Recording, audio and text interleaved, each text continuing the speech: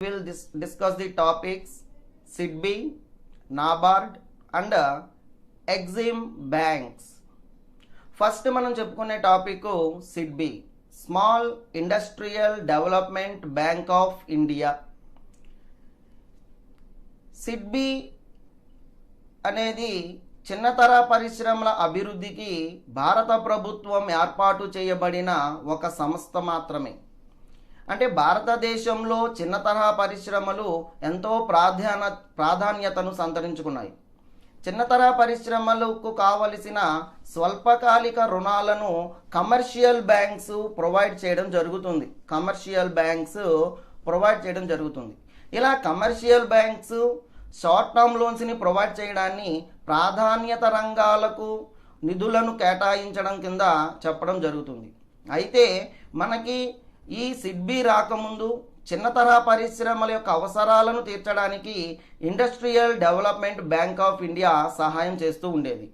అయితే భారతదేశంలో చిన్న తరహా పరిశ్రమలు సంఖ్య పెరగడం మరియు వాటికి అనేక సమస్యలు ఎదురవుతూ ఉండడంతో కొత్తగా ఒక సంస్థను ఏర్పాటు చేసి కేవలం చిన్న తరహా పరిశ్రమల అభివృద్ధి కోసమై దానిని వినియోగించే ఉద్దేశంతో ఈ సిడ్బి అనే బ్యాంకును స్థాపించడం జరిగింది. ఈ సిడ్బి అనే బ్యాంకును ఏప్రిల్ 1990లో స్టార్ట్ చేయడం జరిగింది. దీనికి ఒక ప్రత్యేకమైన చట్టం ద్వారా 1989 small industrial development bank act ప్రకారం ఈ బ్యాంకును ఎస్టాబ్లిష్ చేయడం జరిగింది. ఈ చిన్న తరహా సంస్థలు లేదా చిన్న తరహా పరిశ్రమల అభివృద్ధికి ఈ బ్యాంకులు ఎంతో విశేషంగా కృషి చేశాయని చెప్పాలి. అది ఈ బ్యాంకులు ఏం చేస్తాయంటే చిన్న తరహా అభివృద్ధిలో ప్రగతికి కానీ వాటికి అభివృద్ధికి కానీ వాటికి కావాల్సిన ఆర్థిక వనరులన్నీ కూడా ఈ సిడ్బి ద్వారా సమకూర్చడం జరుగుతున్నాయి. నెక్స్ట్, క్యాపిటల్, మూలధనం ఎంత ఉండాలి?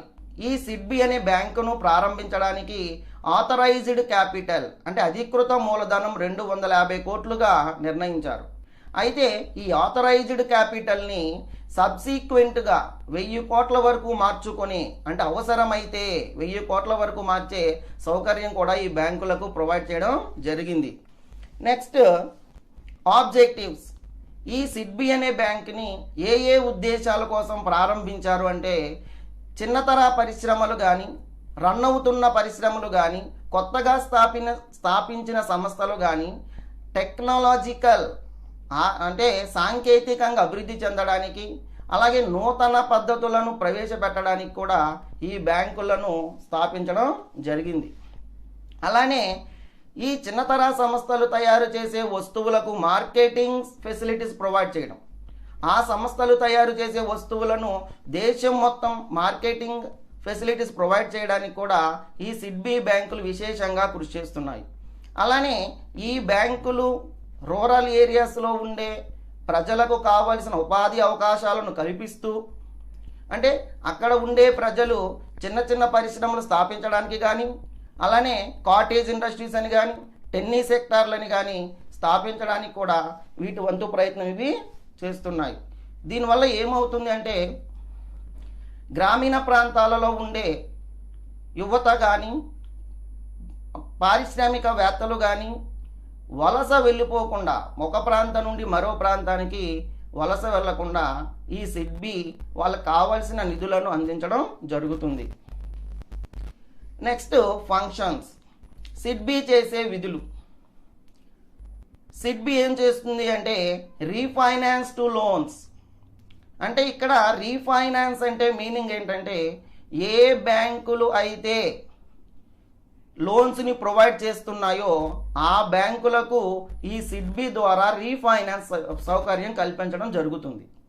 అంటే ఫర్ ఎగ్జాంపుల్ కమర్షియల్ బ్యాంకులు కానీ, కోఆపరేటివ్ బ్యాంకులు కానీ, రీజనల్ రూరల్ బ్యాంకులు కానీ అక్కడ ఉండే ప్రజలకు కావలసిన, అంటే చిన్న తరహా పరిశ్రమలకు కానీ, ఫార్మర్స్కి కానీ, లేకపోతే టెన్నిస్ సెక్టార్కి కానీ ఇటువంటి వాళ్ళకి లోన్స్ ప్రొవైడ్ చేస్తూ ఉన్నప్పుడు ఆ బ్యాంకులకు ఈ సిడ్బి ద్వారా రీఫైనాన్సింగ్ ఫెసిలిటీస్ని ప్రొవైడ్ చేయడం జరుగుతుంది.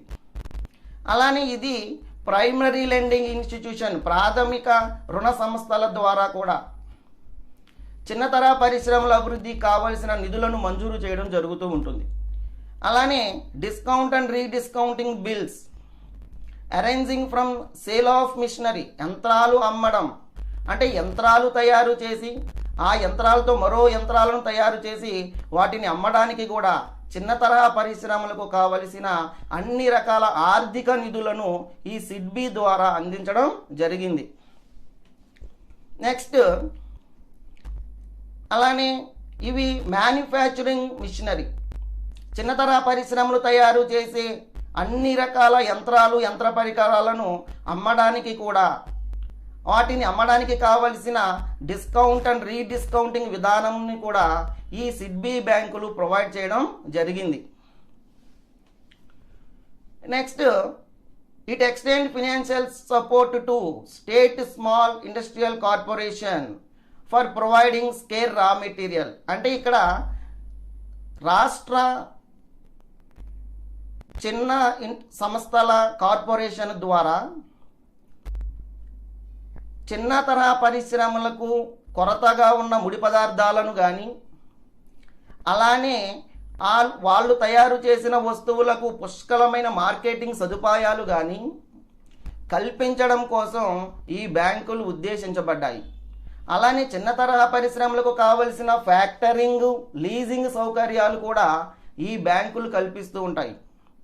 అలానే హైర్ పర్చేస్ అద్దె కొనుగోలు పద్ధతి మీద కానీ అలాగే మార్కెటింగ్ సదుపాయాలు కానీ అలాగే లీజింగ్ సదుపాయాలు కూడా ఈ బ్యాంకులు చిన్న తరహా పరిశ్రమలకు అందించడం జరుగుతూ ఉంది. అలాగే సిడ్బీ సాధించిన ప్రగతి 1991 నుంచి స్టార్ట్ చేసినప్పటికీ ఇది ఆర్థికంగా 2409 కోట్ల రూపాయలను శాంక్షన్ చేయడం జరిగింది, అంటే అభివృద్ధి పరంగా. అయితే అతి తక్కువ కాలంలోనే అంటే 1 or 2 డికేడ్స్ కాలంలోనే అంటే 1999-2000 నాటికి ఇది తన యొక్క ఫినాన్షియల్ సపోర్ట్ని 1,04,345 కోట్లకు శాంక్షన్ చేయడం జరిగింది. అంటే ఇక్కడ చిన్న తరహా పరిశ్రమలు ఎదుర్కొంటున్న సమస్యల నుంచి వాటిని బయటపడేయడానికి కానివ్వండి, లేదంటే వాటికి మార్కెటింగ్ ఫెసిలిటీస్ కల్పించడానికి కానివ్వండి, లేదు అంటే చిన్న కుటీర పరిశ్రమలు అభివృద్ధికి కానివ్వండి, వీటన్నిటికీ కూడా ఇది అతి తక్కువ కాలంలోనే కావలసిన నిధులను వాళ్ళకి మంజూరు చేయడం జరిగింది. Next NABARD, national bank for agriculture and rural development in India. NABARD అనేది కార్డ్ అనే కమిటీ ఇచ్చిన సజెషన్స్ని బేస్ చేసుకొని అంటే ప్రభుత్వం వారు రిజర్వ్ బ్యాంకుకు ఇచ్చిన సూచనల మేర 1981లో రిజర్వ్ బ్యాంకు నాబార్డుని ఎస్టాబ్లిష్ చేయడం జరిగింది. అయితే అప్పటి వరకు అగ్రికల్చర్ అండ్ రూరల్ డెవలప్మెంట్ని అంటే వ్యవసాయము గ్రామీణ అభివృద్ధిని రిజర్వ్ బ్యాంకు చూసుకుంటూ ఉండేది. ఎప్పుడైతే ప్రభుత్వం ఇచ్చిన సూచనలకు అనుగుణంగా ఒక కమిటీని వేసి ఆ కమిటీ ఇచ్చే రికమెండేషన్ని బేస్ చేసుకొని 1982 జూలై 12లో నాబార్డుని ఎస్టాబ్లిష్ చేయడం జరిగింది. ఈ నాబార్డు ఏం చేస్తుంది అంటే కేవలం అగ్రికల్చర్ అండ్ రూరల్ డెవలప్మెంట్కు సంబంధించి రిజర్వ్ బ్యాంకు చేసే అన్ని పనులను రిజర్వ్ బ్యాంకు చేసే అన్ని ఫంక్షన్స్ని ఈ నాబార్డు చేయడం మొదలుపెట్టింది. అంటే గ్రామీణ పరపతి విషయంలో కానీ రూరల్ డెవలప్మెంట్ విషయంలో కానీ ఈ నాబార్డ్ అనేది శిఖరాగ్ర స్థానంలో ఉందని మనం చెప్పుకోవచ్చు.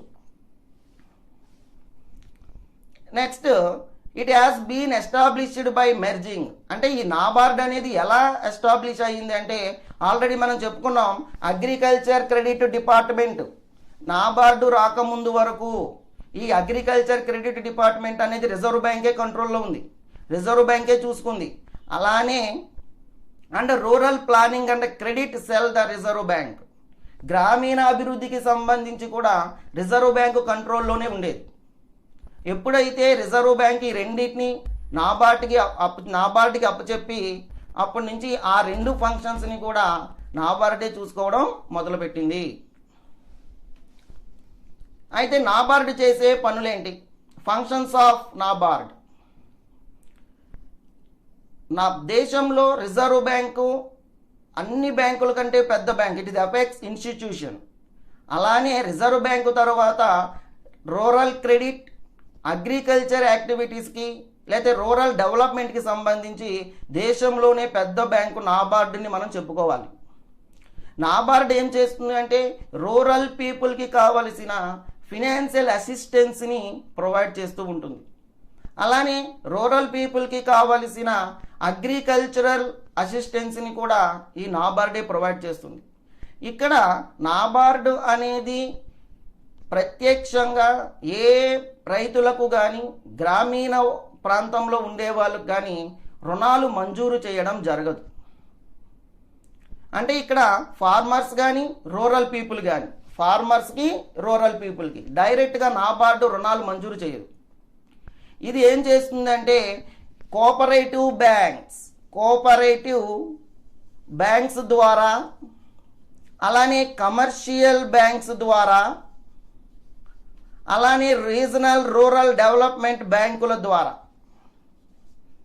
ఇలాగా ఈ బ్యాంకుల ద్వారా మాత్రమే అక్కడ ఉండే ఫార్మర్స్కి కానీ రూరల్ పీపుల్కి కానీ కావలసిన ఫినాన్షియల్ అసిస్టెన్స్ని అందిస్తూ ఉంటుంది. కానీ నాబార్డ్ అనేది ఎప్పుడూ కూడా ప్రత్యక్షంగా రైతులకు కానీ గ్రామీణ ప్రాంతాల్లో ఉండే వాళ్ళకి కానీ రుణాలు మంజూరు చేయడం జరగదు. అంటే ఇక్కడ ఏం చేస్తుంది అంటే ఇది కోఆపరేటివ్ బ్యాంకులకు కావాల్సిన లోన్స్ అన్నీ ప్రొవైడ్ చేస్తుంది, అలాగే కమర్షియల్ బ్యాంకులకు కావాల్సిన లోన్స్ అన్నీ ప్రొవైడ్ చేస్తుంది, అలానే రీజనల్ రూరల్ బ్యాంకులకు కావాల్సిన లోన్స్ అన్నీ కూడా ఈ నాబార్డు ప్రొవైడ్ చేసి వాళ్ళ ద్వారా అక్కడ ఉండే రైతులకు కానీ అక్కడ ఉండే రూరల్ పీపుల్కి కానీ లోన్స్ ప్రొవైడ్ చేయడం జరుగుతుంది. అంటే ఇక్కడ నాబార్డ్ ఏం చేస్తుంది అంటే ఈ బ్యాంకులన్నిటికీ రీఫైనాన్సింగ్ ఫెసిలిటీ ప్రొవైడ్ చేస్తుంది.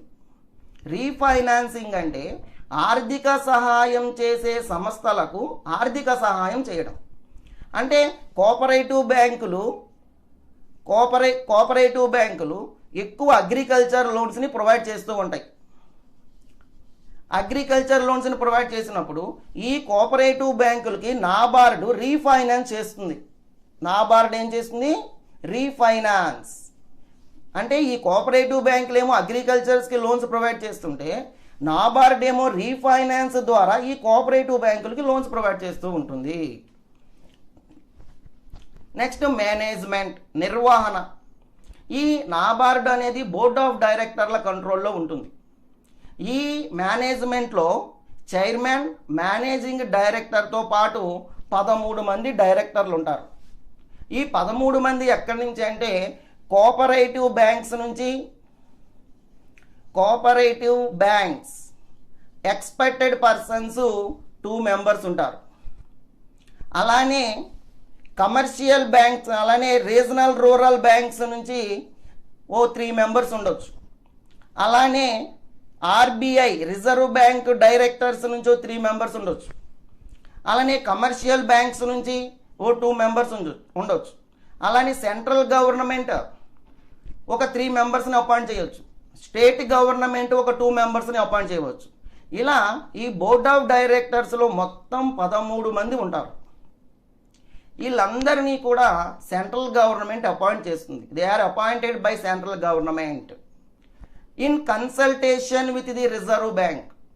సెంట్రల్ గవర్నమెంట్ అపాయింట్ చేసిన వాళ్ళు రిజర్వ్ బ్యాంక్ యొక్క సలహాలు సూచనల మేరకు ఆ 13 మందిని అపాయింట్ చేసుకోవాలి.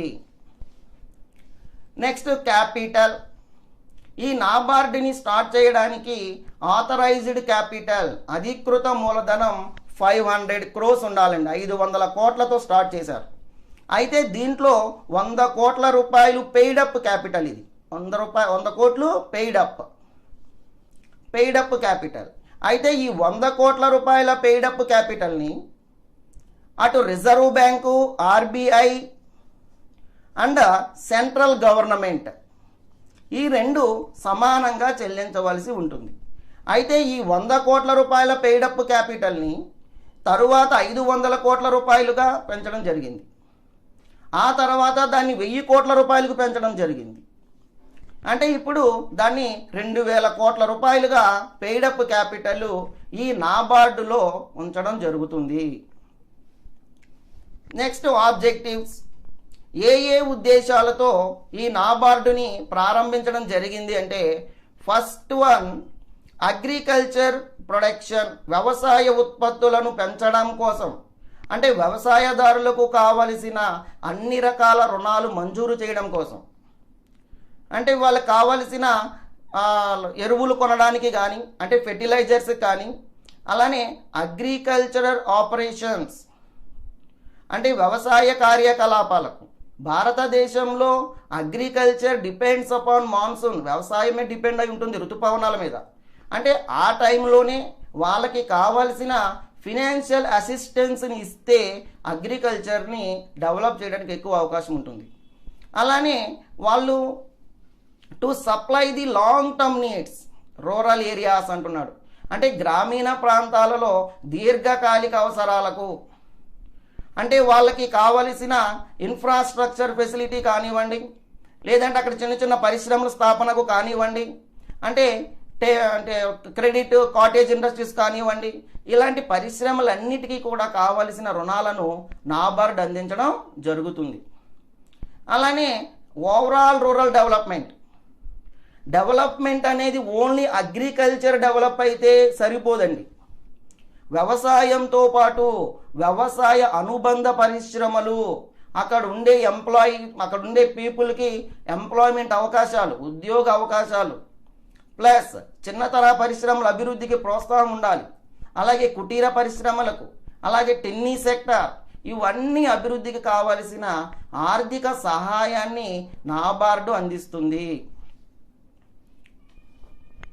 నెక్స్ట్ ఫంక్షన్స్ ఆఫ్ నాబార్డు అందించేసే పనులు, విధులు. అంటే రిజర్వ్ బ్యాంకు చేసే పనులలో నాబార్డు కొన్ని పనులు చేస్తుంది అని మనం చెప్పుకున్నాం. అంటే reserve bank agriculture and rural డెవలప్మెంట్కి సంబంధించి ఆర్బీఐ ఏ పనులు చేస్తుందో ఆ పనులన్నిటినీ కూడా నాబార్డు చేస్తుంది. అంటే ఆర్బీఐ చేసే పనులన్నిటినీ నాబార్డు చేస్తుంది. ఆ ఆర్బీఐ చేసే పనులన్నీ అంటే వ్యవసాయానికి సంబంధించి, అలానే గ్రామీణ పరపతికి సంబంధించి అన్ని పనులు నాబార్డే చూసుకోవాలి. చూసుకోవాలి అంటే మనం చెప్పుకున్నాం ఆల్రెడీ, నాబార్డు అనేది ప్రత్యక్షంగా ఎవరికి అప్పులు ఇవ్వదు అంటే అది కొన్ని బ్యాంకుల ద్వారా మాత్రమే లోన్స్ ప్రొవైడ్ చేయడం జరుగుతుంది. అంటే కమర్షియల్ బ్యాంక్స్ కానివ్వండి, స్టేట్ కోఆపరేటివ్ బ్యాంక్స్ కానివ్వండి, అలానే other financial institution approved by RBI, అంటే రిజర్వ్ బ్యాంకు అనుమతి పొందిన ఆర్థిక సంస్థల ద్వారా కానీ, లేదా రాష్ట్ర సహకార సంఘాల ద్వారా కానీ, రీజనల్ రూరల్ బ్యాంక్స్ గ్రామీణ ప్రాంతీయ అభివృద్ధి బ్యాంకుల ద్వారా కానీ, అలానే వాణిజ్య బ్యాంకుల ద్వారా కానీ రుణాలను మంజూరు చేయడం జరుగుతూ ఉంటుంది. అంటే ఇవి రుణాలు ఎవరికి ఇవ్వాలి అంటే ఓన్లీ అగ్రికల్చర్ పర్పస్కి ఇవ్వాలి లోన్స్. వీటికి ఏం చేస్తుంది ఈ నాబార్డ్ అనేది? రీఫైనాన్స్ సౌకర్యం కల్పిస్తుంది. రీఫైనాన్స్ అంటే ఏ బ్యాంకులైతే లోన్స్ని ప్రొవైడ్ చేస్తున్నాయో ఆ బ్యాంకులకు ఇవి లోన్స్ ప్రొవైడ్ చేస్తూ ఉంటాయి. అంటే కమర్షియల్ బ్యాంకులు లోన్స్ ప్రొవైడ్ చేస్తున్నాయి అనుకోండి అగ్రికల్చర్కి, నాబార్డు ఈ కమర్షియల్ బ్యాంకులు కూడా లోన్స్ని ప్రొవైడ్ చేయడం జరుగుతుంది. తర్వాత it provides short term credit, అంటే స్వల్పకాలిక రుణాన్ని కూడా అందిస్తూ ఉంటుంది. దాన్నే షార్ట్ టర్మ్ క్రెడిట్ అంటాడు. షార్ట్ టర్మ్ క్రెడిట్ అంటే 18 months టైం ఉంటుంది. దీన్ని షార్ట్ టర్మ్ క్రెడిట్ అంటాం. ఈ 8 నెలల స్వల్పకాలానికి రుణాన్ని ఏం చేయాలి అంటే వ్యవసాయ కార్యకలాపాలు చేయడానికి కానీ, అంటే agricultural operations and marketing of crops, పంటలు చేతికి వచ్చిన తర్వాత వాటిని మార్కెటింగ్ అంటే అమ్మడానికి కానీ, అండ్ ఫెర్టిలైజర్స్ ఎరువులు కొనడానికి కానీ, అలానే డిస్ట్రిబ్యూషన్ పంపిణీ చేయడానికి కానీ, అలానే కోఆపరేటివ్ షుగర్ మిల్స్ వంటి వాటికి నిర్వహణ మూలధనాన్ని సమకూర్చడానికి కూడా ఈ స్వల్పకాలిక రుణాలను మంజూరు చేయడం జరుగుతుంది. దాన్నే it provide short term credit అంటున్నారు. స్వల్పకాలిక పరపతి విధానం అంటే అప్ టు 18 months 18 నెలల కాలానికి ఇవి రుణాన్ని మంజూరు చేయడం జరుగుతూ ఉంటుంది. ఇది స్వల్పకాలం అంటే భారతదేశంలో అగ్రికల్చర్ డిపెండ్స్ అపాన్ మాన్సూన్ అంటే వ్యవసాయ ఆధారితం, ఋతుపవనాల మీద ఆధారపడి ఉంటుంది కాబట్టి ఆ టైంలోనే వ్యవసాయానికి రుణాలు ప్రొవైడ్ చేస్తే వ్యవసాయాన్ని డెవలప్ చేయడానికి అవకాశం ఉంటుంది. అలానే మంచి వర్షాలు పడి పంటలు బాగా పండిన తర్వాత ఆ పంటలను మార్కెటింగ్ సదుపాయాలు కూడా నాబార్డు ప్రొవైడ్ చేస్తుంది. అలానే వాళ్ళకి కావాల్సిన ఎరువులు కొనడానికి, అలానే కోఆపరేటివ్ షుగర్ మిల్స్ వంటి వాటికి నిర్వహణ మూలధనం వర్కింగ్ క్యాపిటల్ రిక్వైర్మెంట్ నిర్వహణ మూలధనాన్ని సమకూర్చడానికి కూడా ఈ నాబార్డు షార్ట్ టర్మ్ క్రెడిట్ స్వల్పకాలిక పరపతిని అందిస్తున్నాయి. నెక్స్ట్ మీడియం టర్మ్ క్రెడిట్ మధ్యకాలిక రుణాలు అంటే ఇది 8 నెలల కాలం నుండి 7 సంవత్సరాల కాలం వరకు ఉండొచ్చు. 8 months to 7 years. ఇక్కడ కూడా ఏం చేస్తుంది అంటే అగ్రికల్చర్ పర్పస్కే లోన్స్ని ప్రొవైడ్ చేస్తుంది. అయితే ఇక్కడ 8 months to 7 years అన్నప్పుడు ఈ బ్యాంకులు ఏం చేస్తున్నాయి అంటే ఆ లోన్స్ని కన్వర్ట్ చేస్తూ ఉన్నాయి. ఎట్లా కన్వర్ట్ చేస్తున్నాయి అంటే షార్ట్ టర్మ్ లోన్స్ని మీడియం టర్మ్ లోన్స్గా కన్వర్ట్ చేస్తున్నాయి. అంటే స్వల్పకాలిక రుణాలను మధ్యకాలిక రుణాలుగా మార్చేస్తున్నాయి. కారణం ఏంటి అంటే అనుకోకుండా కొన్ని ప్రాంతాలలో నేచురల్ కెలామిటీస్ ప్రకృతి వైపరీత్యాలు వచ్చినప్పుడు అంటే అనుకోకుండా వరదలు కానీ, తుఫాన్లు కానీ, అగ్ని ప్రమాదాలు కానీ, భూకంపాలు కానీ జరిగినప్పుడు అంటే నాబార్డు ప్రొవైడ్ చేసిన షార్ట్ టర్మ్ లోన్స్ అంటే 8 నెలలలోపు చెల్లించవలసిన దానిని 7 సంవత్సరాల కాలానికి 7 years of period of time అంత కాలానికి అంటే షార్ట్ టర్మ్ లోన్స్ని మీడియం టర్మ్ లోన్స్గా మార్చేస్తున్నాయి. ఎందుకు మార్చవలసి వస్తుంది అంటే నేచురల్ కెలామిటీస్ ప్రకృతి వైపరీత్యాల ప్రభావం వల్ల ఆ పంటలు పండకపోవడం వలన వాళ్ళు తీసుకున్న స్వల్పకాలిక రుణాలను మధ్యకాలిక రుణాలుగా ఈ నాబార్డు మార్చేస్తుంది. Next long term loans. Long term loans అంటే ఇక్కడ కోఆపరేటివ్ సొసైటీస్కి కావలసిన రుణాలను రాష్ట్ర ప్రభుత్వాలు సమకూర్చినందుకు గాను రాష్ట్ర ప్రభుత్వాలకి దీర్ఘకాలిక రుణాలను కూడా నాబార్డు ప్రొవైడ్ చేయడం జరుగుతుంది. అంటే భారతదేశంలో ఈ కోఆపరేటివ్ సొసైటీస్ చాలా సమస్యలతో సతమతమవుతూ ఉన్నాయి. అంటే దాంట్లో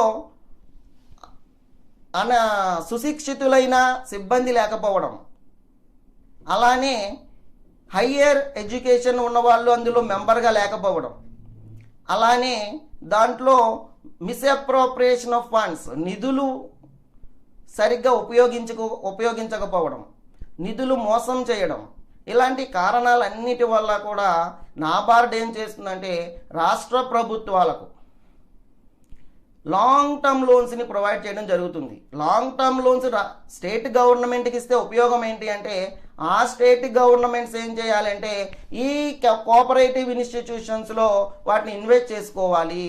వాటిని షేర్ క్యాపిటల్, పెయిడప్ క్యాపిటల్ కింద వాటిని ఆ కోఆపరేటివ్ సంస్థలకు ఇవ్వడం కోసం నాబార్డు అనేది రాష్ట్ర ప్రభుత్వాలకు దీర్ఘకాలిక రుణాలను మంజూరు చేయడం జరుగుతుంది.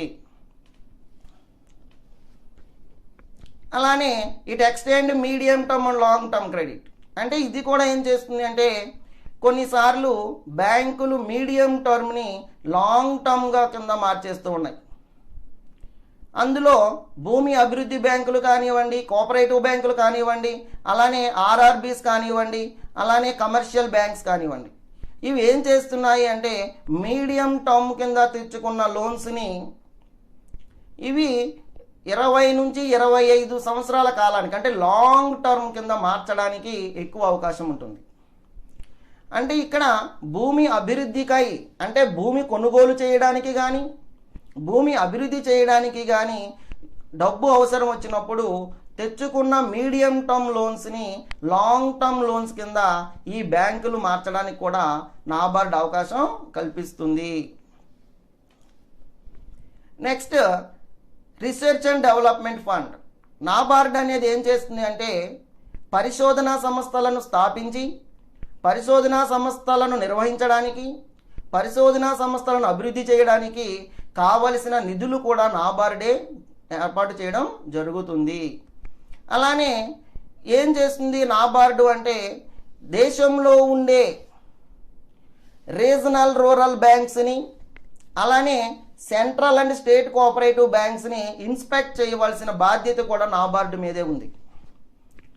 ఎందుకు ఇన్స్పెక్ట్ చేయాలి అంటే దేశ అభివృద్ధి మొత్తము కూడా ఈ అంటే దేశంలో ఉండే అగ్రికల్చర్ అండ్ రూరల్ డెవలప్మెంట్ ఈ రెండు కూడా దేశంలో ఉండే regional rural banks and cooperative societies మీదే ఎక్కువ డిపెండ్ అవ్వడం వలన నాబార్డ్ అనేది ఏం చేయాలి అంటే పీరియాడికలీ అంటే తనకి నచ్చినప్పుడు 6 నెలలకు ఒకసారో 3 నెలలకు ఒకసారో లేకపోతే ఇయర్లీ వన్స్ అయినా సరే ఈ బ్యాంకులను ఇన్స్పెక్ట్ చేసి పుస్తకాలను తనిఖీ చేయవలసిన అవసరం ఎంతైనా అవసరం.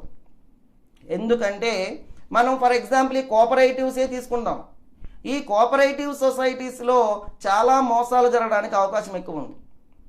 ఎందుకంటే ఇక్కడ హయ్యర్ ఎడ్యుకేషన్ చదివే పీపుల్ ఉండరు, హయ్యర్ ఎడ్యుకేటెడ్ పీపుల్ ఉండరు. ఇందులో ఇక్కడ పొలిటికల్ లీడర్స్ యొక్క ప్రమేయం ఎక్కువ ఉంటుంది. అలానే ఇందులో మిస్అప్రోప్రియేషన్ ఆఫ్ ఫండ్స్ నిధులు తప్పుడు లెక్కలు చూపించడం కానీ ఫ్రాడ్స్ మోసాలు చేయడం కానీ ఈ కోఆపరేటివ్ సొసైటీస్లో ఎక్కువ జరుగుతూ ఉంటుంది, మనం రోజు చూస్తూ ఉంటాం. అలానే ఈ ఆర్ఆర్బీస్ తీసుకున్నాం అనుకోండి, రీజనల్ రూరల్ బ్యాంక్స్, ఇక్కడ కూడా అంతే. ఇక్కడ కూడా బ్యాంకుల్లో ఉండే ఎంప్లాయీస్ అనే వాళ్ళకి ప్రమోషన్లు కానీ లేదంటే వాళ్ళు వెల్ ట్రైన్డ్ పర్సన్స్ అయినా వెల్ ఎక్స్పీరియన్స్డ్ పర్సన్స్ అయినా వాళ్ళకేమీ ప్రమోషన్ ఓరియంటెడ్ ప్రోగ్రామ్స్ ఏమి ఉండకపోవడం వలన వాళ్ళు ఎక్కువగా ఇంట్రెస్ట్ చూపించి పని చేయడానికి ఇష్టపడరు ఈ రీజనల్ రూరల్ బ్యాంక్స్లో ఉండే ఎంప్లాయీస్ కూడా.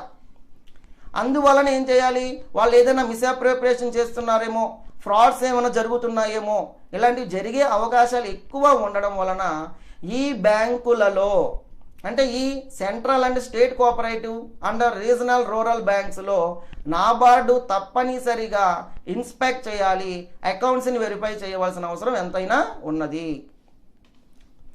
నెక్స్ట్ అచీవ్మెంట్స్, నాబార్డు సాధించిన ప్రగతి. ఇందులో షార్ట్ టర్మ్ అసెస్మెంట్ అంటున్నాడు, అంటే స్వల్పకాలిక ఆర్థిక సహాయం. నాబార్డు 2001 నాటికి 7,169 కోట్ల రూపాయల షార్ట్ టర్మ్ అసిస్టెన్స్ ప్రొవైడ్ చేసింది. అంటే ఈ 7,169 కోట్ల రూపాయల ఆర్థిక సహాయం ఓన్లీ ఫర్ అగ్రికల్చర్, వ్యవసాయం సంబంధించి ప్రొవైడ్ చేయడం జరిగింది. అంటే మనం చెప్పుకున్నాం భారతదేశంలో వ్యవసాయం సీజనల్గా జరుగుతూ ఉంటుంది. అలానే ఇక్కడ వర్షాలు పడే టైంలోనే అగ్రికల్చర్ చేయాలి, వాటికి కావాల్సిన మార్కెటింగ్ ఫెసిలిటీస్ ప్రొవైడ్ చేయాలి. అలానే వాళ్ళు ఫెర్టిలైజర్స్ ఎరువులు కొనడానికి కానీ అలానే వాళ్ళు మిషనరీ కానీ ప్లాంటేషన్ చేయడానికి కానీ అలానే వ్యవసాయానికి సంబంధించి కార్యకలాపాలన్నీ స్మూత్గా రన్ అవ్వడానికి ఈ నాబార్డు అనేది 7,169 కోట్ల రూపాయలు శాంక్షన్ చేయడం జరిగింది స్వల్పకాలిక సహాయం కింద. Next medium term assistance.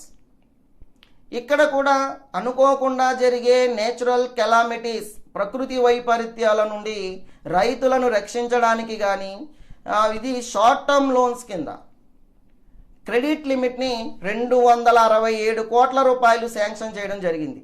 అంటే ఇక్కడ ఏం చేస్తున్నాయి అంటే షార్ట్ టర్మ్ లోన్స్ని బ్యాంకులు, కోఆపరేటివ్ బ్యాంక్స్ కానివ్వండి, కమర్షియల్ బ్యాంక్స్ కానివ్వండి, రీజనల్ రూరల్ బ్యాంక్స్ కానివ్వండి, అవి మీడియం టర్మ్ లోన్స్ కింద మార్చేస్తున్నాయి.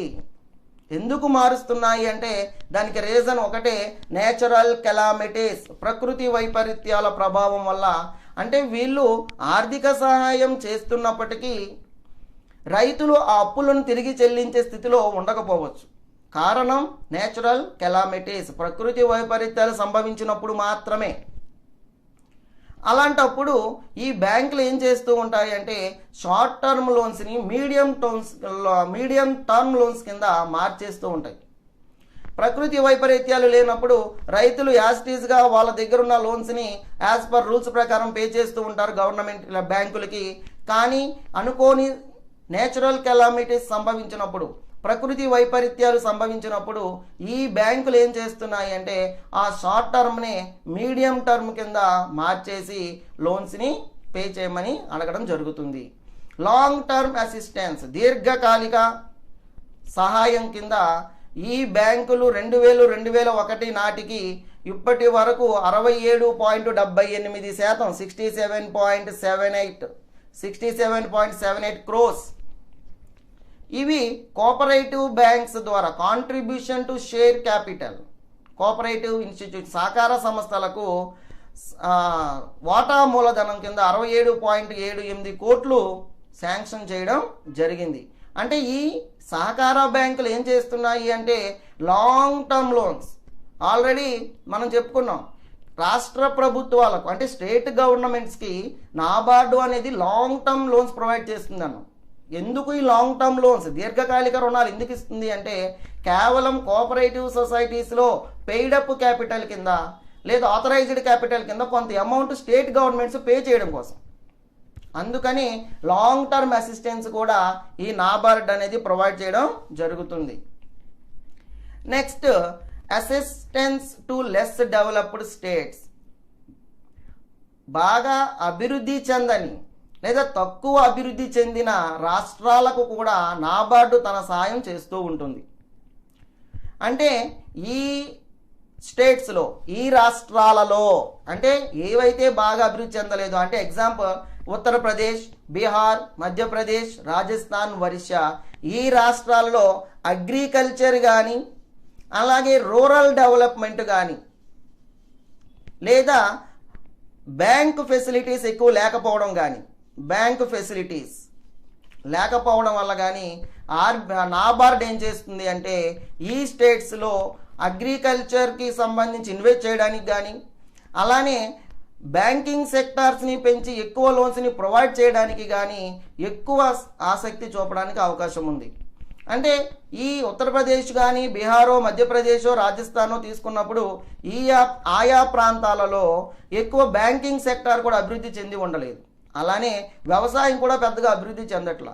అలాగే గ్రామీణ ప్రాంతాలు కూడా డెవలప్ అవ్వడం లేదు. దీనివల్ల ఎన్నో సమస్యలు వస్తాయి. కాబట్టి అంటే అన్ఎంప్లాయ్మెంట్ పెరిగిపోతుంది, అలానే అక్కడ రూరల్ అన్ఎడ్యుకేటెడ్ పీపుల్ పెరిగిపోతూ ఉంటారు. ఇవన్నీ సమస్యలను మైండ్లో పెట్టుకొని లెస్ డెవలప్డ్ స్టేట్స్ ఏమున్నాయో చూసుకొని వాటిల్లో కూడా ఇన్వెస్ట్ చేయడానికి, ఆ అగ్రికల్చర్ మీద పెట్టుబడి పెట్టడానికి, లేదంటే అక్కడ బ్యాంకింగ్ సెక్టార్ని డెవలప్ చేయడానికి, అక్కడ రీజనల్ రూరల్ బ్యాంక్స్ని కానీ కోఆపరేటివ్ బ్యాంక్స్ని కానీ కమర్షియల్ బ్యాంక్స్ని కానీ డెవలప్ చేయడానికి నాబార్డు తన వంతు సాయం చేస్తూ ఉంది.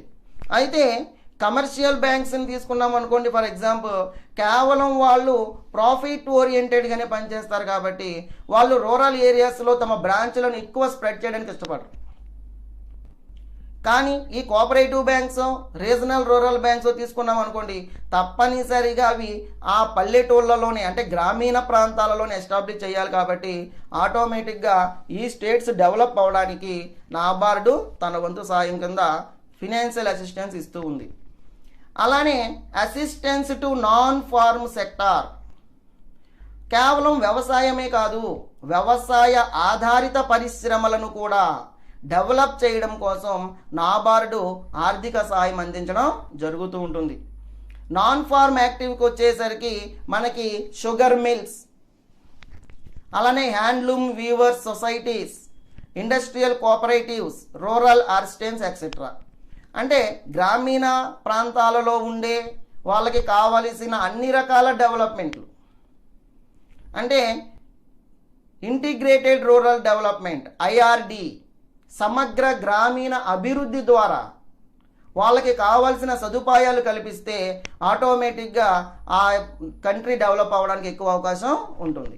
అంటే ఈ కోఆపరేటివ్ సొసైటీస్ కానివ్వండి, షుగర్ మిల్స్, అలానే హ్యాండ్లూమ్స్ వీవర్స్ కానివ్వండి, అలానే ఇండస్ట్రియల్ కోఆపరేటివ్స్ కానివ్వండి, రూరల్ అసిస్టెన్స్ ఎక్సెట్రా, ఇవన్నీ డెవలప్ అవ్వడానికి అంటే ఇవన్నీ కూడా నాన్ అగ్రికల్చర్ కింద మనం తీసుకోవచ్చు.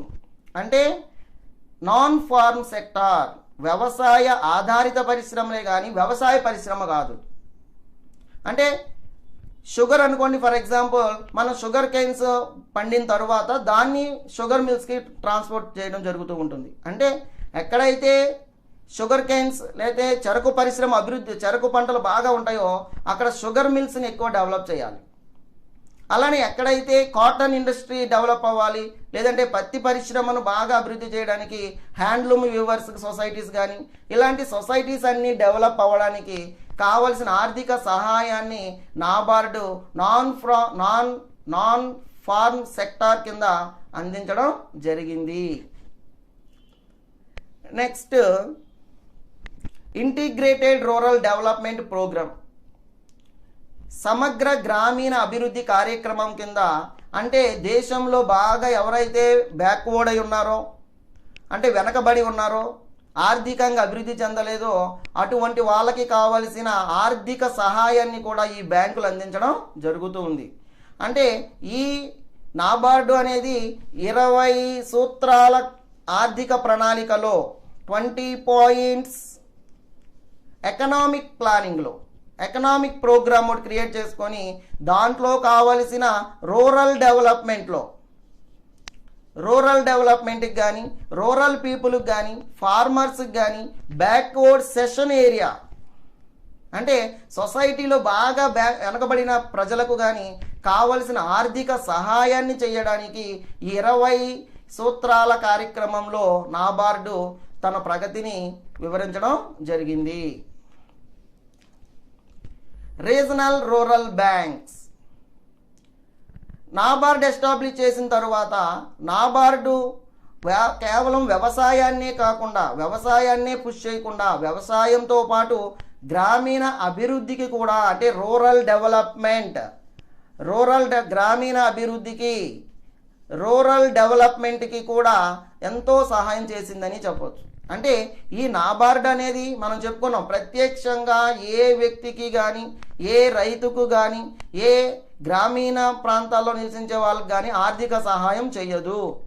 నాబార్డు సహాయం చేసేది through some banks, cooperative banks కానివ్వండి, అలానే రీజనల్ రూరల్ బ్యాంక్స్ కానివ్వండి, అలానే కమర్షియల్ బ్యాంక్స్ కానివ్వండి.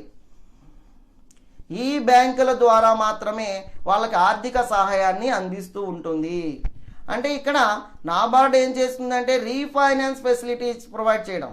అంటే ఈ బ్యాంకులకి రీఫైనాన్స్ అంటే ఈ బ్యాంకులు ఏం చేస్తున్నాయి, ఆయా ప్రాంతాల్లో ఉండే రైతులకి, గ్రామీణ ప్రాంతంలో ఉండే ప్రజలకి కావలసిన క్రెడిట్ ఫెసిలిటీస్ ప్రొవైడ్ చేస్తున్నాయి. అంటే ఆర్థికంగా సహాయం చేస్తున్నాయి. ఇవి ఆ రైతులకి సహాయం చేయడం వలన నాబార్డు రీఫైనాన్స్ ద్వారా వీటికి ఆర్థిక సహాయాన్ని అందిస్తూ ఉంటుంది. నెక్స్ట్, ఎగ్జిమ్ బ్యాంక్, దీన్నే మనం ఎక్స్చేంజ్ బ్యాంక్స్ అని అంటాం. అంటే వీటిని ఎగుమతి దిగుమతి బ్యాంకులు అని కూడా అంటారు. వీటినే మనం ఫారెన్ బ్యాంక్స్ అని కూడా అంటాం. అంటే దీన్నే ఫారెన్ ఎక్స్చేంజ్ బ్యాంక్ అని కూడా చెప్పవచ్చు. అంటే విదేశీ మూలాలు కలిగి ఉండి మన దేశంలో వ్యాపార కార్యకలాపాలు కొనసాగించే బ్యాంకులు ఇవి. వీటినే ఫారెన్ ఎక్స్చేంజ్ బ్యాంక్స్ అంటారు. ఈ బ్యాంకులు ప్రధానంగా చేసేది ఏంటంటే ఫారెన్ ట్రేడ్ని ఎంకరేజ్ చేయడం కోసం ఈ బ్యాంకులు ఎస్టాబ్లిష్ చేయడం జరిగింది. అంటే ఫారెన్ ట్రేడ్కి కావాల్సిన అన్ని రకాల ఫెసిలిటీస్ని ఈ బ్యాంకులు ప్రొవైడ్ చేయడం జరుగుతూ ఉంటుంది.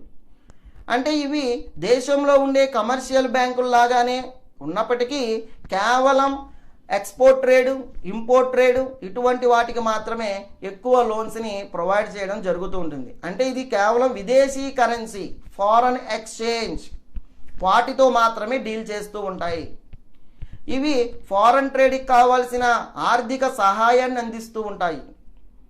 ఫారెన్ ట్రేడ్కి అంటే దీని యొక్క head office out side the country, దేశం బయట వెలుపల ఎక్కడో ఉంటుంది, కార్యకలాపాలు మాత్రం మన దేశంలో రన్ చేస్తూ ఉంటారు. ఇవి నార్మల్గా కమర్షియల్ బ్యాంకులు చేసే అన్ని రకాల పనుల్ని, నార్మల్ కమర్షియల్ బ్యాంకింగ్ ఫంక్షన్స్ అంటే ఇక్కడ కమర్షియల్ బ్యాంకులు లోకల్గా డిపాజిట్లను యాక్సెప్ట్ చేయడం, అలానే లోన్స్ ప్రొవైడ్ చేయడం చేస్తూ ఉంటాయి. ఈ రెండు పనులను కూడా ఈ ఎక్స్చేంజ్ బ్యాంకులు చేస్తూ ఉంటాయి. ఫంక్షన్స్ ఆఫ్ ఎక్స్చేంజ్ బ్యాంక్స్, ఈ మారకపు బ్యాంకులు చేసే పనులు లేదా విధులు. ఫైనాన్స్ టు ఫారెన్ ట్రేడ్ అంటే ఈ ఎక్స్చేంజ్ బ్యాంకులు ఏం చేస్తున్నాయి అంటే విదేశీ వర్తకానికి కావాల్సిన ఫినాన్షియల్ సపోర్ట్ అందిస్తూ ఉన్నాయి. అది రెండు రకాలుగా మనకి సపోర్ట్ చేస్తూ ఉన్నాయి. 2 aspects of the financing in foreign trade. విదేశీ వర్తకానికి రెండు రకాలుగా అవి సపోర్ట్ చేస్తున్నాయి. ఒకటి ఫైనాన్సింగ్ ఎక్స్పోర్ట్స్, ఎగుమతులకు ఆర్థిక సహాయం అంటున్నాడు. ఎగుమతులకు ఆర్థిక సహాయం అంటే మనం ఇండియాలో ఎక్స్పోర్టర్ ఉండి, ఫర్ ఎగ్జాంపుల్ అమెరికాలో ఇంపోర్టర్ ఉన్నారనుకోండి, అంటే ఇండియా నుండి గూడ్స్ అమెరికాకి మనం ఎక్స్పోర్ట్ చేసినప్పుడు అమెరికాలో ఉండే ఇంపోర్టర్ మీద ఇండియాలో ఉండే ఎక్స్పోర్టర్ ఒక బిల్లును రాయడం జరుగుతుందండి. ఈ బిల్లుని ఈ ఎక్స్చేంజ్ బ్యాంకులు ఏం చేస్తాయి అంటే అక్కడ ఉండే ఇంపోర్టర్ చేత యాక్సెప్టెన్స్ తీసుకొని ఆ బిల్లును తిరిగి మనకి ఇవ్వడం జరుగుతుంది. దాన్నే మనం డిఏ బిల్ అంటాం, డాక్యుమెంట్ ఆన్ యాక్సెప్టెన్స్ బిల్. దాన్ని ఏమనాలి? DA bill, document on acceptance bill అని అంటాం. అంటే ఈ బిల్లుతో పాటుగా అక్కడ ఉండే ఇంపోర్టర్ ఏం చేస్తాడంటే షిప్పింగ్ పేపర్స్ కూడా సెండ్ చేయడం జరుగుతుంది. ఆ పేపర్లో కూడా మనకి పంపిస్తాడు.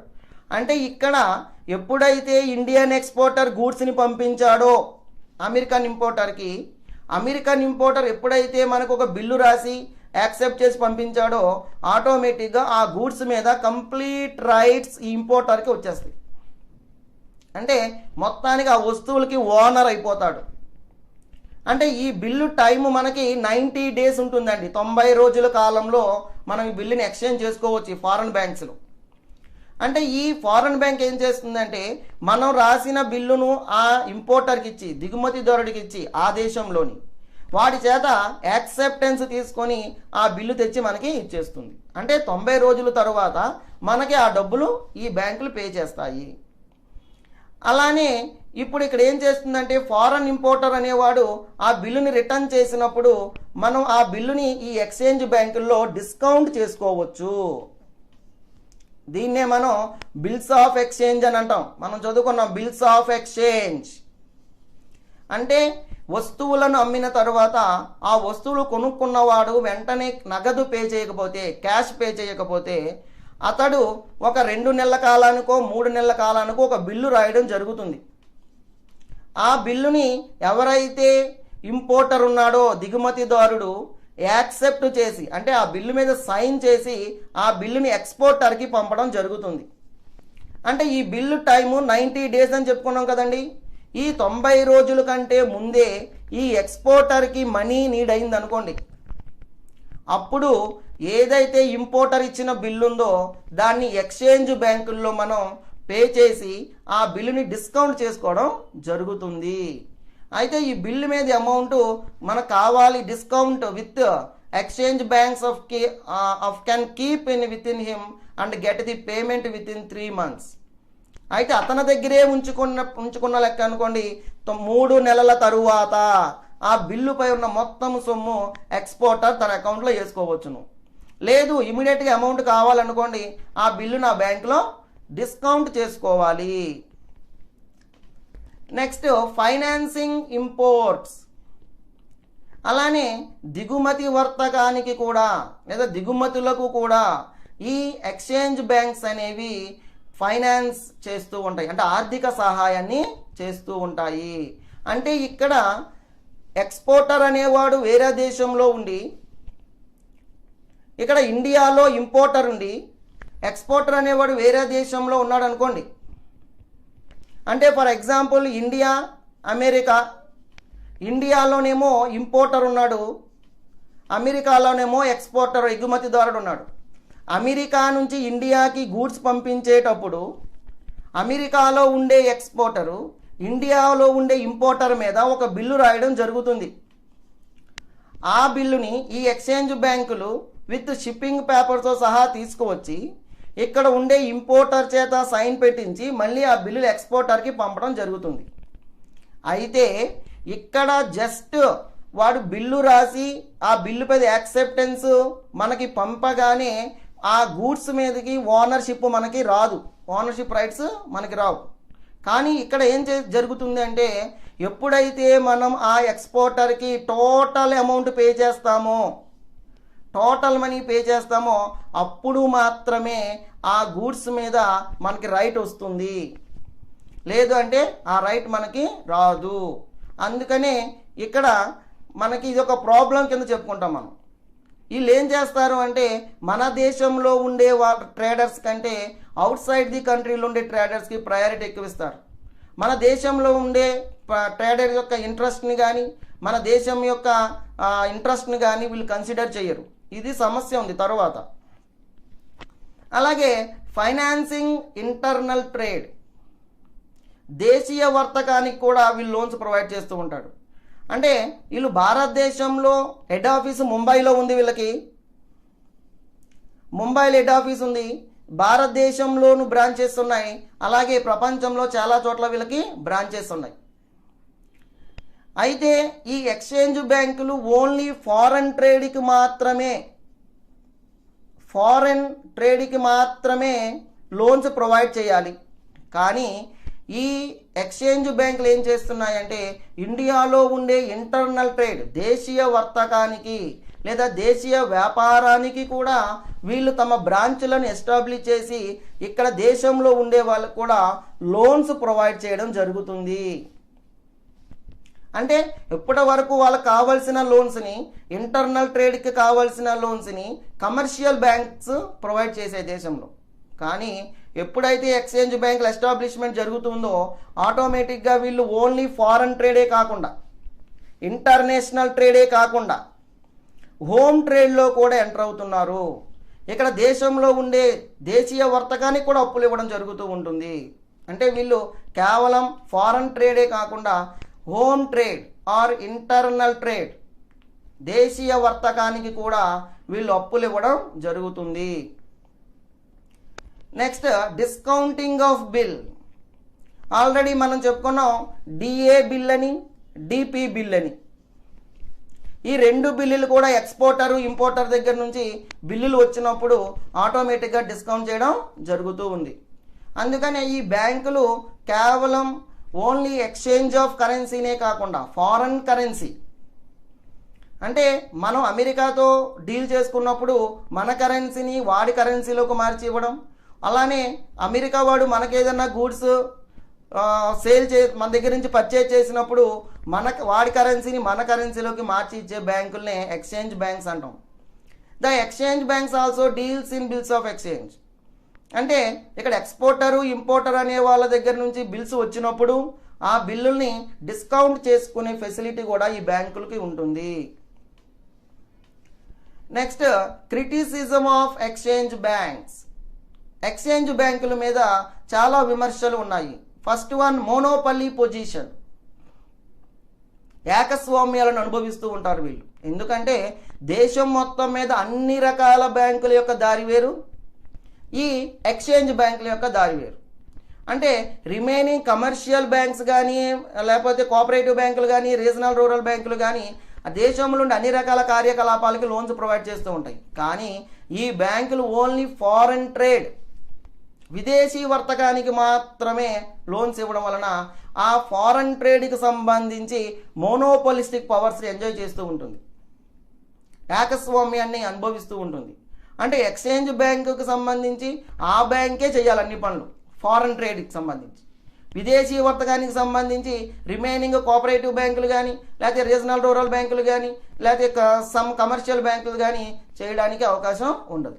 ఉండనప్పుడు ఫారెన్ కరెన్సీని కానీ లేకపోతే ఫారెన్ ట్రేడ్ కానీ లేదా ఫారెన్ ఎక్స్చేంజ్ కానీ చేయడానికి ఈ ఎక్స్చేంజ్ బ్యాంకులకు మాత్రమే అవకాశం ఉండడం వలన ఈ బ్యాంకులు ఏం చేస్తున్నాయంటే దేశంలో ఉండే వాళ్ళ దగ్గర నుంచి ఎక్కువ మొత్తాలను కమిషను బ్రోకరేజ్ రూపంలో తీసేసుకుంటున్నాయి. అంటే ఇంకా వాళ్ళు ఒక్క బ్యాంకే ఉంది కాబట్టి వాడు చెప్పినంత కమిషన్ ఇవ్వాల్సిందే, చెప్పినంత బ్రోకరేజ్ మనం పే చేయాల్సిందే. అంటే కమిషన్ కానీ బ్రోకరేజ్ కానీ వాడు ఎంత డిసైడ్ చేస్తే అంత మనం ఇవ్వాల్సిందే. దీన్నే మోనోపాలిస్టిక్ పొజిషన్ అంటాడు. అలానే డిస్క్రిమినేషన్ అగెన్స్ట్ ఇండియన్ ట్రేడర్స్. భారతదేశంలో వర్తకులకు ఎగ్నెస్ట్గా వాళ్ళ యొక్క భేదాలు చూపిస్తూ ఉంటారు.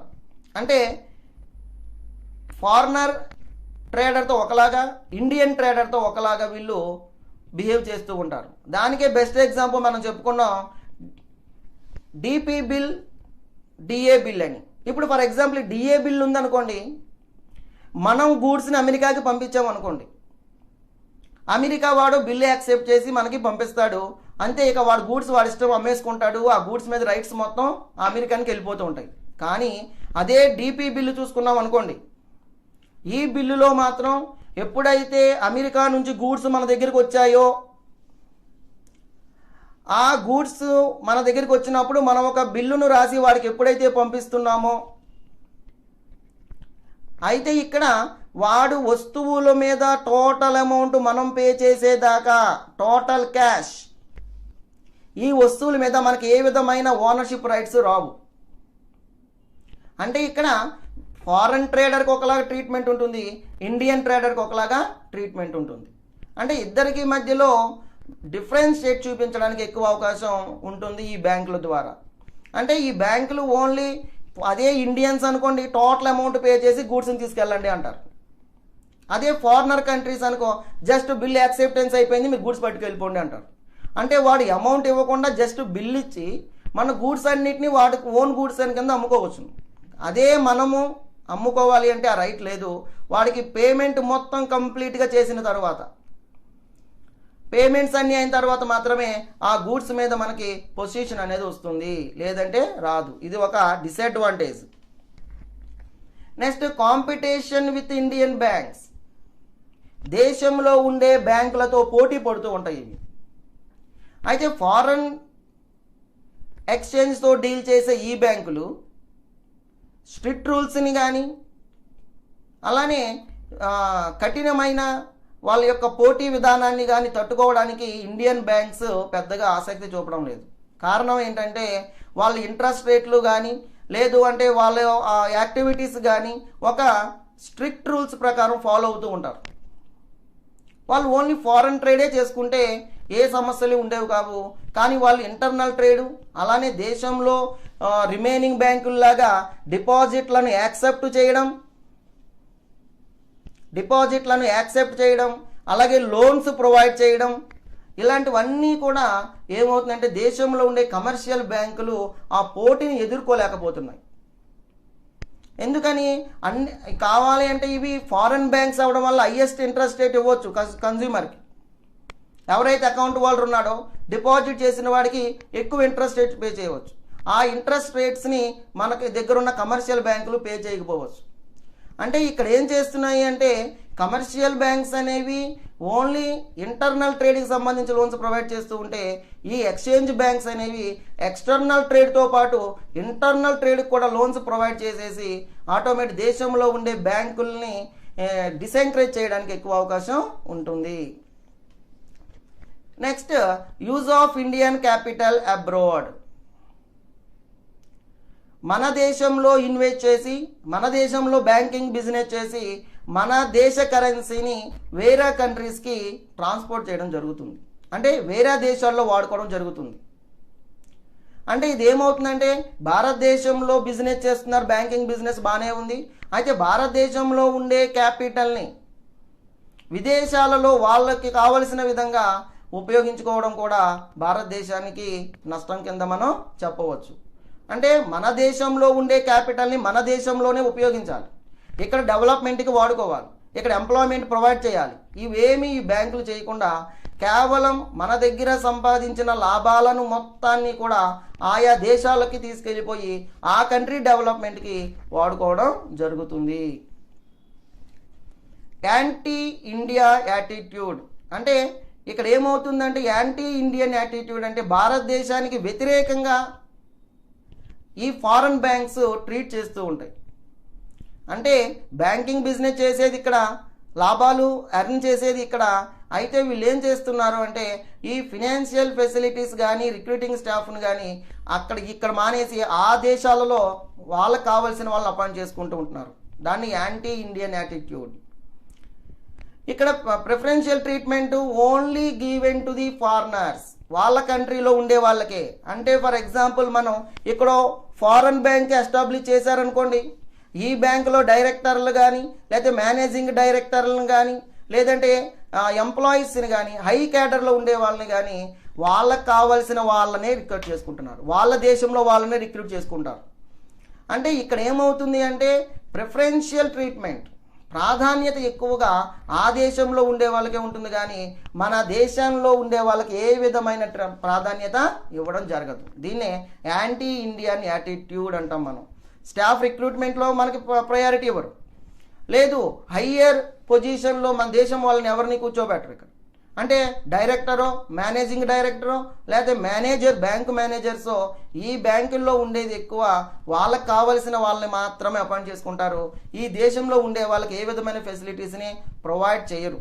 అంటే వాళ్ళకి కావాల్సిన రిక్రూటింగ్ స్టాఫ్, వాళ్ళకి ట్రైనింగ్ ఇచ్చుకోవడానికి వాళ్ళకి కావాల్సిన మంచి ఎడ్యుకేషను లేకపోతే వాళ్ళకి కావాల్సిన ఫెసిలిటీస్ అన్నీ ప్రొవైడ్ చేసుకుంటారు. కానీ మన దేశంలో ఉండే వాళ్ళకి ఇక్కడ ఉండే వాళ్ళని ఒక మేనేజర్ గాను అపాయింట్ చేయడానికి వాళ్ళు ఇష్టపడరు. అంటే డబ్బు సంపాదించేది మన దేశంలో, కానీ మనకి యాంటీ ఇండియన్ యాటిట్యూడ్ అంటే మనకి వ్యతిరేకంగా వాళ్ళు పనిచేస్తూ ఉంటారు. Policy formulation in foreign countries. ఇక్కడ ఏం చేస్తున్నారు అంటే వీటి యొక్క హెడ్ ఆఫీసెస్ అన్నీ కూడా మన దేశంలో ఉండవు. బ్రాంచెస్ అన్నీ ఉంటాయి మన దేశంలో, బ్యాంకు కార్యకలాపాలన్నీ మన దేశంలో జరుగుతాయి. కానీ వీటి యొక్క పాలసీస్, విధి విధానాలు అన్నీ కూడా ఫారెన్ కంట్రీలో, అంటే హెడ్ ఆఫీస్ అన్నది ఫారెన్ కంట్రీలోనే ఉంటుంది. కాబట్టి అంటే ఇక్కడ ఆ దేశంలోని హెడ్ ఆఫీస్ని పెట్టుకొని బ్రాంచెస్ అన్ని ప్రపంచంలో అన్ని చోట్ల విస్తరించి ఉండడం వలన హెడ్ ఆఫీస్ నుంచి మాత్రమే పాలసీ ఫార్ములేషన్ జరుగుతూ ఉంటుంది. విధి విధానాలు ఎట్లా ట్రీట్ చేయాలి, ఎట్లా ఉండాలి, ఇంట్రెస్ట్ రేట్లు ఎట్లా డిసైడ్ చేయాలి, ఏ విధి విధానాలు ఫాలో అవ్వాలి, ఇలాంటివన్నీ కూడా ఆ దేశంలోనే ఫార్ములేట్ చేయబడుతూ ఉంటాయి. అందుకనే ఇక్కడ మనం చెప్పుకున్నాం, అసలు ఫారెన్ బ్యాంక్స్ అంటే ఏంటంటే విదేశీ మూలాలు కలిగి విదేశాలలోనే కేంద్ర కార్యాలయం ఉండి అంటే హెడ్ ఆఫీస్ ఉండి కార్యకలాపాలు అంటే బ్యాంకింగ్ కార్యకలాపాలు మన దేశంలో చేస్తే అటువంటి బ్యాంకులనే మనం ఫారెన్ బ్యాంక్స్ అంటున్నాం. విదేశీ బ్యాంకులు, వాటినే ఎక్స్చేంజ్ బ్యాంక్స్ అని కూడా అంటున్నాం. అంటే ఇది ఏం చేస్తుంది, హెడ్ ఆఫీస్ ఎక్కడో ఫర్ ఎగ్జాంపుల్ అమెరికాలో ఉందనుకోండి, అమెరికాలో హెడ్ ఆఫీస్ ఉంది, బ్రాంచెస్ మాత్రం ఇండియా మొత్తం ఉన్నాయి, బ్రాంచెస్ ఏమో ఇండియాలో ఉన్నాయి. అయితే ఇండియాలో ఉండే బ్రాంచెస్ అన్నీ రన్ అవ్వడానికి ఇక్కడ ఓన్ ఫార్ములా కానీ ఓన్ పాలసీస్ కానీ ఏమీ ఉండవు. ఈ పాలసీస్ అన్నీ కూడా అమెరికాలోనే తయారు చేయబడతాయి హెడ్ ఆఫీసులో. వాళ్ళు ఏ పాలసీసు, వాళ్ళ రిక్వైర్మెంట్స్ ఏంటి, ఓకేనా, అలానే వాళ్ళ రూల్స్ ఏంటి, వాళ్ళ రెగ్యులేషన్స్ ఏంటి, ఇవన్నీ కూడా ఓన్లీ ఫారెన్ కంట్రీలో హెడ్ ఆఫీస్లో మాత్రం తయారు చేయబడి అవి మన దేశానికి పంపడం జరుగుతూ ఉంటుంది. అంటే ఇక్కడ మన దేశం యొక్క ఇంట్రెస్ట్ని కానీ ఇక్కడ ఉండే విధి విధానాలను కానీ ఇక్కడ ఉండే రూల్స్ అండ్ రెగ్యులేషన్స్ని కానీ ఏది కూడా కన్సిడర్లోకి తీసుకోరు. కేవలం వాళ్ళు చెప్పిన విధానం ప్రకారమే వాళ్ళ వ్యాపారాన్ని రన్ చేసుకుంటూ ఉంటారు. Next, secrecy about activities. వాళ్ళు చేసే అన్ని కార్యకలాపాలకు కూడా సీక్రెట్స్ మెయింటైన్ చేస్తారు. యాక్చువల్గా బ్యాంకింగ్ రెగ్యులేషన్ యాక్ట్ ప్రకారం 1949 ప్రకారం భారతదేశంలో ఉండే బ్యాంకులన్నీ కూడా వాళ్ళ యొక్క స్టేట్మెంట్స్ని రిజర్వ్ బ్యాంక్ అడిగినప్పుడు సబ్మిట్ చేయాలి. అది ఓపెన్గా ఉండాలి. ఫైనల్ స్టేట్మెంట్స్ని కానీ బ్యాలెన్స్ షీట్లు కానీ ప్రాఫిట్ కానీ లాస్ కానీ ఎప్పటికప్పుడు జనాలకి ఓపెన్గా చెప్పాలి, పబ్లిష్ చేయాలి. కానీ ఈ ఎక్స్చేంజ్ బ్యాంకులు ఏం చేస్తున్నాయి అంటే కంప్లీట్ సీక్రెట్ మెయింటైన్ చేస్తాయి. వాళ్ళ పాలసీస్ కానీ వాళ్ళ యాక్టివిటీస్ కానీ ఎవరికి ఓపెన్గా డిస్క్లోజ్ చేయడానికి ఇష్టపడరు, ఎవరికి చెప్పడానికి ఇష్టపడరు. ఇది ఒక సమస్య. ఎందుకంటే ఫర్ ఎగ్జాంపుల్ మన దేశంలో ఉండే వ్యక్తులే డిపాజిట్లు రూపంలో కొంత అమౌంట్ ఈ ఫారెన్ బ్యాంక్స్లో దాచారనుకోండి, అసలు ఆ బ్యాంక్ యొక్క పొజిషన్ ఏంటి, ఆ బ్యాంకుకి ప్రాఫిట్స్ వస్తున్నాయా, లాస్ వస్తుందా, ఇలాంటి విషయాలన్నీ కూడా కనీసం అక్కడ ఉండే కస్టమర్స్ కన్నా చెప్పాలి. కానీ వాళ్ళు ఏ డీటెయిల్స్ కూడా ఎవరికి ఓపెన్ చేయరు. ఇది ఒక సమస్య. అనుకోకుండా లాస్ వచ్చి ఈ కస్టమర్స్ అందరినీ మోసం చేసే అవకాశాలు కూడా ఉంటాయి. Inadequate cash reserves. ఇక్కడ ఏం జరుగుతుంది అంటే కొన్ని రూల్స్ అండ్ రెగ్యులేషన్స్ని ఫాలో అయ్యి బ్యాంక్స్ కొంత క్యాష్ రిజర్వ్స్ని మెయింటైన్ చేయాలి. ఎప్పుడైతే క్యాష్ రిజర్వ్స్ని మెయింటైన్ చేయలేదో ఆ బ్యాంక్ రన్ అవ్వడానికి పర్మిషన్ ఉండదు. అంటే లీగల్ రిస్ట్రిక్షన్స్ వాటికి అడ్డుపడుతూ ఉంటాయి, న్యాయపరమైన సమస్యలు వస్తూ ఉంటాయి. ఎక్స్చేంజ్ బ్యాంకులు ఏం చేస్తున్నాయంటే ఉన్న కరెన్సీ మొత్తాన్ని ఆయా దేశాల యొక్క హెడ్ ఆఫీసులకి ట్రాన్స్ఫర్ చేసేస్తూ ఉంటాయి. జపాన్ వాడో ఈ బ్యాంకులు ఎస్టాబ్లిష్ చేసినప్పుడు ఇండియాలో ఉండే బ్రాంచుల ద్వారా వచ్చిన అమౌంట్ అంతా అంటే క్యాష్ రిజర్వ్స్ అన్నీ కూడా ఆ దేశాలకి మూవ్ చేసేస్తూ ఉంటారు. మూవ్ చేసేసినప్పుడు వీళ్ళ దగ్గర ఇన్యాడిక్వేట్ క్యాష్ రిజర్వ్స్ ఉంటాయి, సరిపోయినంత నగదు నిల్వలు ఉండవు. మామూలుగా అనుకో కమర్షియల్ బ్యాంకులు ఇవన్నీ అనుకోండి, సరిపోయిన క్యాష్ రిజర్వ్స్ లేకపోతే రిజర్వ్ బ్యాంక్ యాక్సెప్ట్ చేయదు. కానీ ఈ ఇన్యాడిక్వేట్ క్యాష్ రిజర్వ్స్ వల్ల ఈ ఫారెన్ ఎక్స్చేంజ్ బ్యాంకులు ఏం చేస్తున్నాయి అంటే అవి ఎలా రన్ అయిపోతూ ఉన్నాయి. కారణం ఏంటి అంటే వీళ్ళు సీక్రెట్సీ మెయింటైన్ చేయడం వల్ల. అంటే వాళ్ళ దగ్గర ఎంత క్యాష్ రిజర్వ్స్ ఉన్నాయి, ఆ రిజర్వ్స్ని ఏ పర్పస్కి వాడుతున్నారు, ఆ రిజర్వులు ఎలా వాటిని ఏ రూపంలో ఉంచారు, ఇలాంటివన్నీ కూడా ఎప్పటికప్పుడు ఓపెన్గా చెప్పాల్సిన అవసరం ఉంది. కానీ ఈ ఫారెన్ ఎక్స్చేంజ్ బ్యాంకులు అన్ని సీక్రెట్ మెయింటైన్ చేయడం వలన ఏ ఇన్ఫర్మేషన్ కూడా ఎవరికి చెప్పడానికి ఇష్టపడరు. అలాగే నో ప్రాపర్ ఇన్ఫర్మేషన్. ఇక్కడ వీళ్ళు మార్కెటింగ్కి సంబంధించి కానీ ప్రైసెస్కి కానీ ఇంట్రెస్ట్ రేట్కి సంబంధించి కానీ గైడెన్స్కి సంబంధించి కానీ ఏ విధమైన ఇన్ఫర్మేషన్ ఇవ్వరు. విదేశీ మార్కెట్లలో వాళ్ళ యొక్క షేర్ల గురించి కానీ విదేశీ మార్కెట్లలో ధరల గురించి కానీ మామూలుగా అనుకోండి ఇండియన్ కరెన్సీ ఇండియా రూపాయితో మారకపు విలువ అని ఉంటుంది. విదేశీ మారకపు విలువ ఎంత ఉన్నదని ఇక్కడ ఉండే కస్టమర్స్ అడిగినప్పుడు వాళ్ళు ప్రాపర్ ఇన్ఫర్మేషన్ ఇవ్వరు. ఇలా ఇన్ఫర్మేషన్ ఇవ్వడం వల్ల ఏమవుతుందంటే ఎక్స్పోర్టర్కి ఇంపోర్టర్కి కూడా ఎంత అమౌంట్తో డీల్ చేస్తున్నాము, ఎంత అమౌంట్ని ఎక్స్పోర్ట్ చేస్తున్నాము, లేదా ఎంత అమౌంట్ని వాళ్ళకి మనం పే చేస్తున్నామని తెలుస్తూ ఉంటుంది. అటు ఎక్స్పోర్టర్కి తెలియాలి, ఇటు ఇంపోర్టర్కి తెలియాలి. ఇలా ఇది మార్కెట్లో అమెరికన్ డాలర్ విలువ ఎంత అని కానీ, లేకపోతే జపాన్ యొక్క కరెన్సీ విలువ ఎంత అని, లేకపోతే చైనా వాడి కరెన్సీ విలువ ఎంత అని, ఇలా వాటి యొక్క ప్రైసులు తెలియనప్పుడు ఇక్కడ ఎక్స్పోర్టర్ ఇంపోర్టర్ ఇద్దరికి సమస్యలు వస్తూ ఉంటాయి. ఎందుకని అంటే ఫారెన్ కరెన్సీ మనం చేసేది ఫారెన్ ఎక్స్చేంజ్ బిజినెస్ అయినప్పుడు ఆయా దేశాల కరెన్సీల యొక్క ప్రైస్ ఎంత ఉందో మనకు తెలుసుకోవాలి. అలాగా మనకి మంచి ప్రాఫిట్ అనుకున్నప్పుడు మాత్రం మనం వ్యాపారం చేయడానికి ఇష్టపడతాం. ఇలాగా ఏం చేస్తున్నాయి అంటే ఎక్స్చేంజ్ బ్యాంకులు అనేవి ప్రాపర్ ఇన్ఫర్మేషన్ని ప్రొవైడ్ చేయవు. దీనివల్ల ఇక్కడ ఉండే ఎక్స్పోర్టర్స్ ఇంపోర్టర్స్ ఇద్దరు కూడా ఎన్నో సమస్యలను ఫేస్ చేయవలసిన అవసరం వస్తుంది. అలానే కంట్రోల్ ఓవర్ ఎక్స్చేంజ్ బ్యాంక్స్. దేశంలో ఉండే అన్ని బ్యాంకులను కూడా ఆర్బీఐ కంట్రోల్ చేయవలసిన అవసరం ఎంతైనా ఉంటుంది.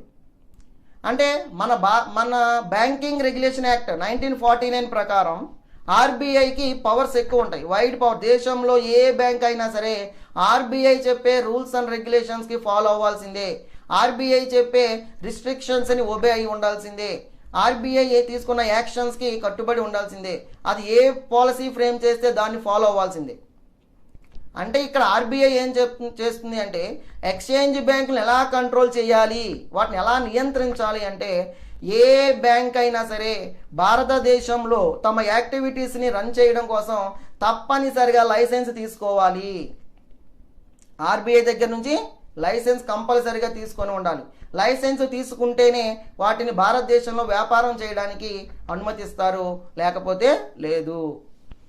నెక్స్ట్, ఏ ఫారెన్ ఎక్స్చేంజ్ బ్యాంక్ అయినా సరే భారతదేశంలో తమ బ్రాంచెస్ని ఏర్పాటు చేయాలి అంటే కనీసం 75% ఇన్వెస్ట్మెంట్ పెట్టాలి. భారతదేశంలో రిజర్వ్ రూపంలో అట్టు పెట్టాలి. అంటే వాటికి ఉండే డిమాండ్ డిపాజిట్స్, టైం డిపాజిట్లలో 75% ఇండియాలోనే ఉంచాలి, వాళ్ళ కంట్రీకి తీసుకెళ్ళడానికి వీల్లేదు.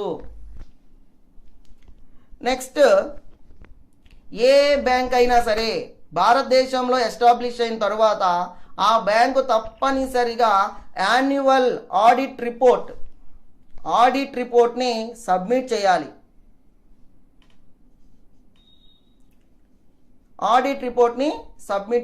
అలానే ఫినాన్షియల్ స్టేట్మెంట్స్, ఆర్థిక నివేదికలను కూడా ఆర్బీఐకి సబ్మిట్ చేయాలి. అంటే వాళ్ళు వ్యాపార కార్యకలాపాలు ఎలా చేస్తున్నారు, భారతదేశంలో ఎలా కండక్ట్ చేస్తున్నారు, ఇలాంటివన్నీ కూడా ఆడిట్ చేసిన తరువాత మాత్రమే రిజర్వ్ బ్యాంకుకి సబ్మిట్ చేయవలసి ఉంటుంది.